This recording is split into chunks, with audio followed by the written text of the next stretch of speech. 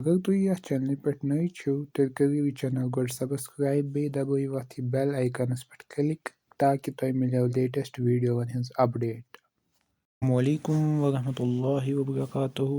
उम्मीद छम टाटा बच्चो तुम ऐसियो असल पट वुनुक तान वुच पार्ट 1 मज कि यतन हजरत मखदूम सबन अकिस जाय कयाम कोर्मुत तथ जाय क्या वन बोलो आज वुचो अम ब्रो।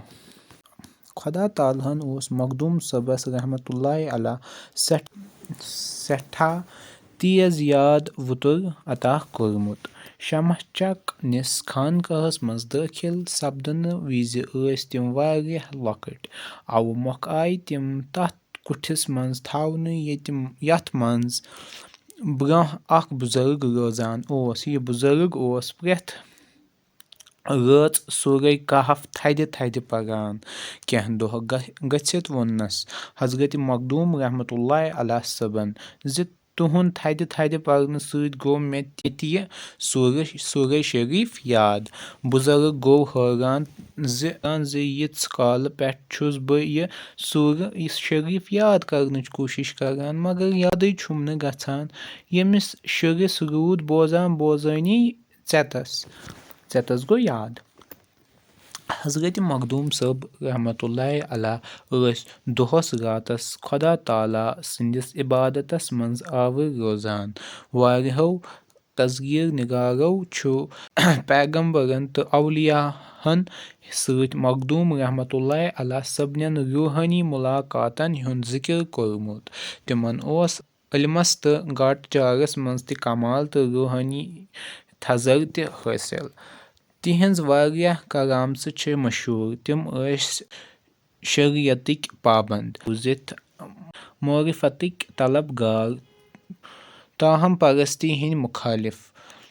प्रेथ कंस ऐस खुदावंद करीम सन्ज इबादत करनस सत सत दुनियावी तौर तरीकन कामयन हिंद तलकीन करान। नेक अमलन पेठ ऐस जोर दिवान। मस्जिद तो स्रान कुठ ऐस तामीर करनावान। कंस मखलूकस आजार वातनावनस ऐस बेजार। फरमावान ऐस ज खुदा ताला सिंदिस कहरस गछ खोचुन तो तस सिंदिस रहमतस गछ वमेदवार रोजुन।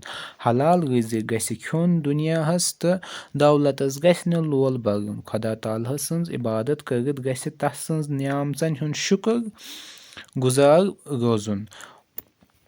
वक्तक नामावार आलिम तो साइख ऐस तिहंदन चाटन तो खिदमत गुजारन मज शामिल। तिमन करक तरबियत यमि सत तिमन रूहानी थजर हासिल सपुद। यमन मज छ हजरत बाबा दाऊद खाकी रहमतुल्लाहि अलैह, मीर हैदर तुलमुल रहमतुल्लाहि अलैह, शेख अहमद चौगी रहमतुल्लाहि अलैह, ख्वाजा ईसा कारी रहमतुल्लाहि अलैह तो बेतर शामिल। पठान गवर्नर अता मोहम्मद खानन कोर हजरत सुल्तानुल आरिफीन मखदूम रहमतुल्लाहि अलैह सब तो शेखुल आलम हजरत नूरुद्दीन रिशी रहमतुल्लाहि अलैह सबनिस मुश्तरक नावस पेठ सिक्क जारी। यमन वलीउल्लाहन हिंदिस नावस पेठ सिक्क जारी करन छु वपर हुक्मरानन हिंद दस यहुंद अजमतुक एहतिराफ। हजरत मखदूम रहमतुल्लाहि अलैह सबन न्यू 24 सफर 964 हिजरी मज यमि दुनिया मज तशरीफ। तिम आये कोहिमारानस पेठ तथ जाय नख असूद करन यतन वारियहस कालस तिम इबादत करान ऐस। यहुंद दरगाह छु फैज तो बरकतुक मरकज। अथ जियारतस पेठ छ हमेशा लुकन हिंज रज लगान आसान। रज गई भीड़ आसान लजमच।